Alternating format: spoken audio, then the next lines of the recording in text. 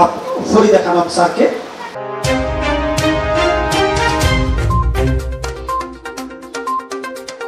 অপরূপ TV online.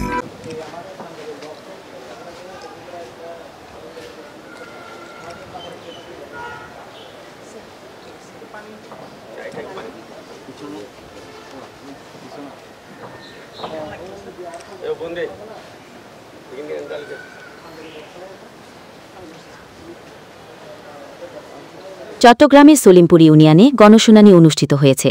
গতকাল দিনব্যাপী গণশুনানিতে অংশগ্রহণ করেন চট্টগ্রাম জেলা প্রশাসক। এতে এলাকার অনেকেই বিভিন্ন সমস্যার কথা তুলে ধরেন জেলা প্রশাসকের কাছে। তিনি শুনে সমস্যার সমাধানের নির্দেশনা দেন। অনুষ্ঠানে আরও উপস্থিত ছিলেন সাইফুল ইসলাম শান্ত, পুলিশ সুপার, উপজেলা নির্বাহী অফিসার ফখরুল ইসলাম সহ আরও অনেকে।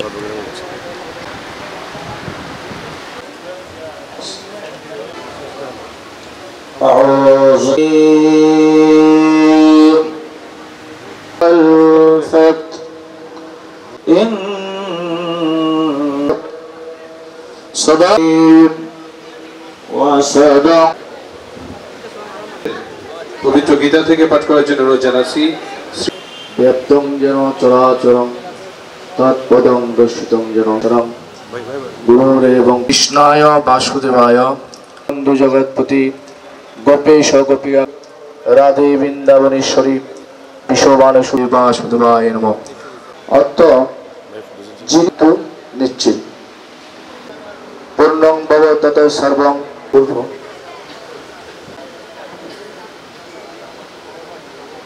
ভগচ্ছুত দিব্যাং লোকং আছি। যদি লক্ষ্য করি স্যার, উত্তরের সীতাকুণ্ড উপজেলা সমিতির সুধী আজকে এসেছেন। আমরা কৃতজ্ঞতা প্রকাশ করছি স্যারকে বেছে নেওয়ার জন্য। স্যারের এই প্রথম অনুষ্ঠানে উপস্থিত আজকের জনাব ফরিদা খানম স্যারকে।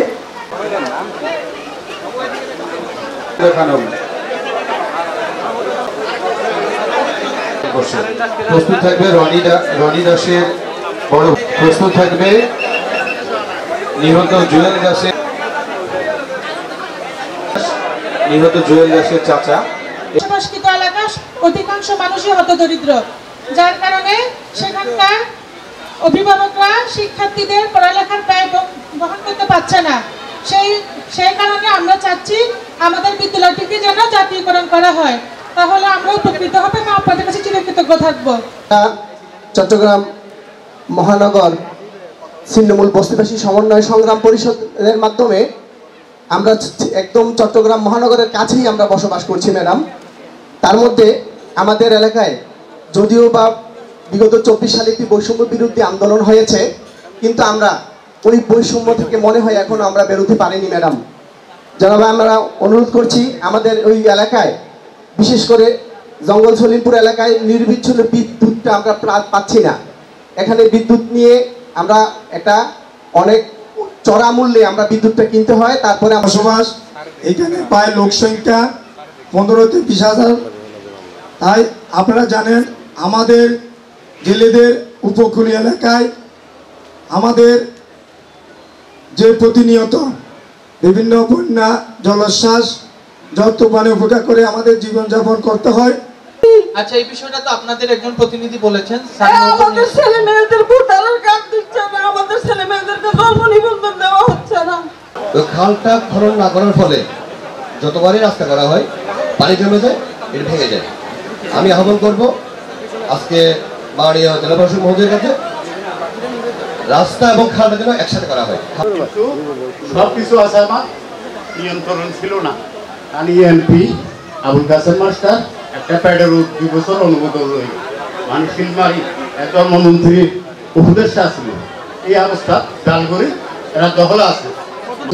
জঙ্গল সলিমপুরে থাকেন, বিদ্যুৎ নেই, জন্ম নিবন্ধনের প্রবলেম, রাস্তাঘাটের প্রবলেম, কালভার্ট নেই, স্কুলের সুষ্ঠু পরিবেশ নেই। আসলে আমরা একটু খোঁজ নিয়ে দেখেছি আপনারা যে জায়গাটায় থাকেন ওই জায়গাটা পাচ্ছি জায়গা। প্রসঙ্গত কারণেই সবসময়ের জন্য আমাকে শুনানির ভেতরেই থাকতে হয় এবং সেটা আপনাদেরকে কষ্ট করে কিন্তু ডিসি অফিসে যেতে হয়, তখন জেলা প্রশাসক আপনাদের বক্তব্য শোনেন। আমরা একটা সময় দেখেছি যখন আমরা ছোট ছোট ছিলাম তখন দেখেছি যে সাধারণ জনগণ জেলা প্রশাসকের অফিসে যেত, কিন্তু এখন কিন্তু সময় বদলেছে। আমাদেরকে বলা হয়েছে সেবক হতে, শোষক নয়। আমাদেরকে বলা হয়েছে আপনাদের কাছে আসতে, আপনাদের বক্তব্য শুনতে, আপনাদের বক্তব্য শুনে তার তাৎক্ষণিক সমাধান দিতে বলা হয়েছে। তো চট্টগ্রামে যেহেতু অনেক লোকের বসবাস, সবসময়ের জন্য আপনাদের দূর দূরান্ত থেকে যাওয়া সম্ভব হয় না, এই জন্য আমরা জেলা প্রশাসন থেকে সিদ্ধান্ত নিয়েছি যে আমরা প্রত্যেক সপ্তাহে 2টি গণশুনানি করব বিভিন্ন জায়গায়। যে 191টা উপজেলা ইউনিয়ন পরিষদ রয়েছে আমাদের, আমার এসিলেন্ট বলেছে মাত্র 36টা ইউনিয়ন পরিষদের চেয়ারম্যান আছে, নির্বাচিত চেয়ারম্যান।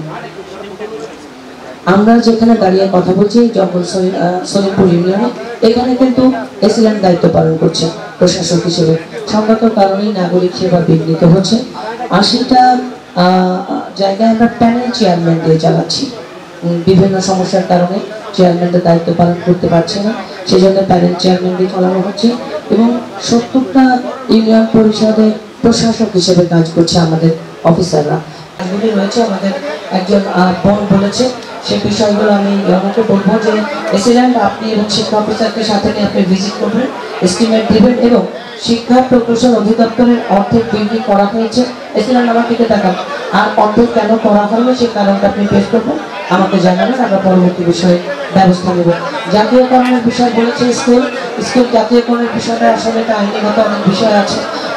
আপনারা পর্যাপ্ত পরিমাণে ডকুমেন্ট আমাদেরকে দিলে এটা আমরা মন্ত্রণালয়ে পাঠাবো, মন্ত্রণালয় থেকে নির্দেশনা আসার পরে আমরা ব্যবস্থা করে থাকবো।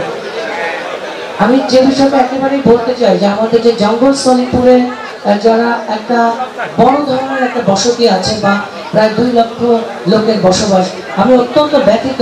আমরা এখানে যারা আছি, আপনাদের স্বাস্থ্য সেবা নেই, চিকিৎসা সেবা নেই, আপনাদের রাস্তাঘাট নেই, কারবাট নেই, একটা কেউ অসুস্থ হলে সঙ্গে সঙ্গে যে কাছাকাছি হসপিটালে নিয়ে যেতে পারেন তার কোনো ব্যবস্থা নেই, যা হোক। এবং স্মার্ট কার্ড নেই, মানে আপনারা ভোটার না। আমি এখান থেকে গিয়েই জেলা শিক্ষা অফিসারকে ডাকবো এবং আপনাদেরকে প্রথমে কিভাবে ভোটার করবার আওতায় আনা যায় আমরা সেই পদক্ষেপ গ্রহণ করবো।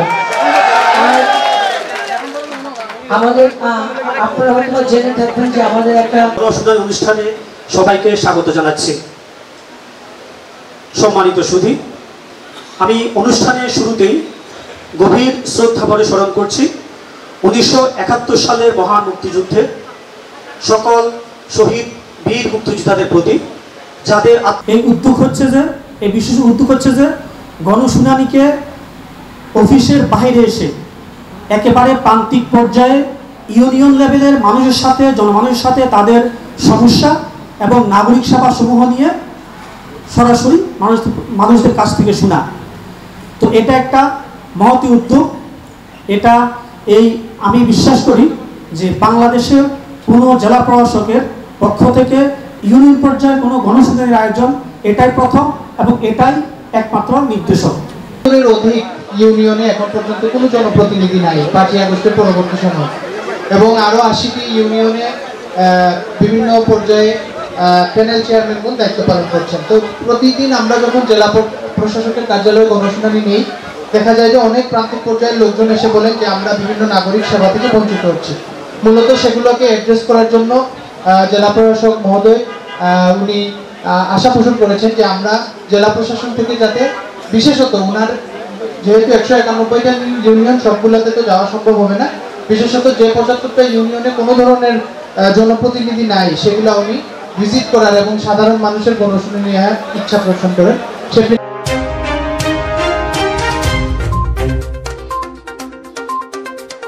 অপরূপ টিভি অনলাইন।